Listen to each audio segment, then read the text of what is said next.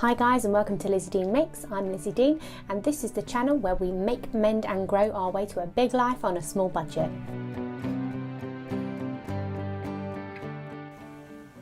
Hi guys, welcome back. So today I am doing another experiment for a zero waste swap. So my husband and I like crisps, what you Americans would call potato chips.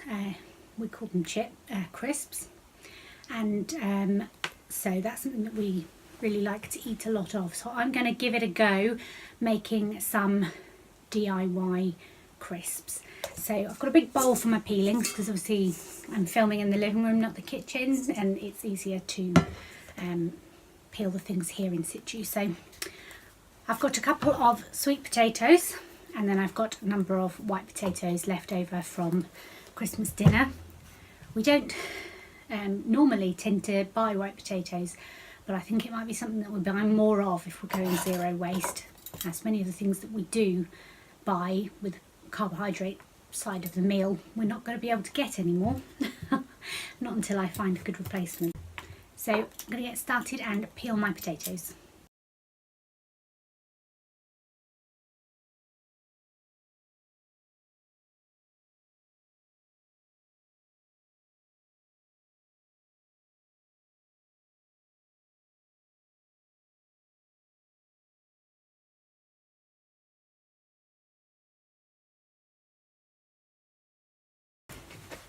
Okay, so all of my potatoes are peeled and ready for cutting. So I'm going to slice them up really thin.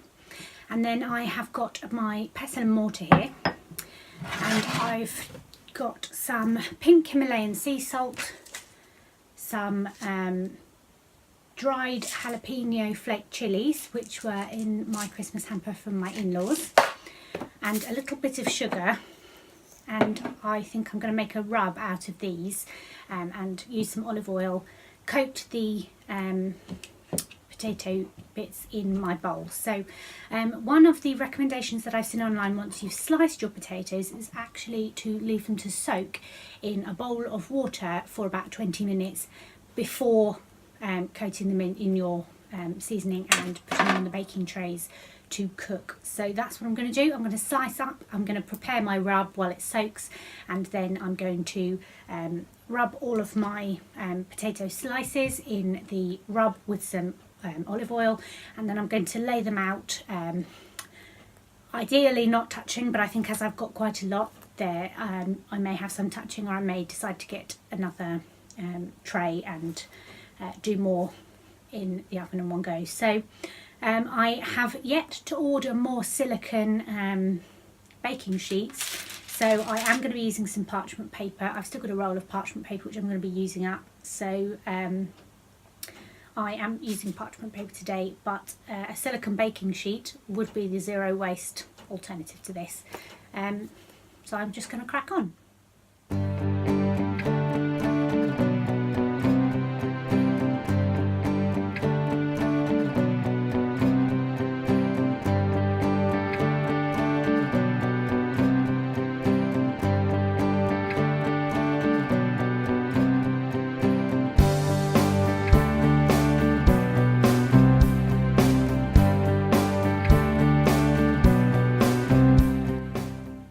Okay, so the crisps have finished cooking, so I put them in the oven at 200 degrees Celsius for 20 minutes, and then I turned them and cooked them for a further 5 minutes on the other side.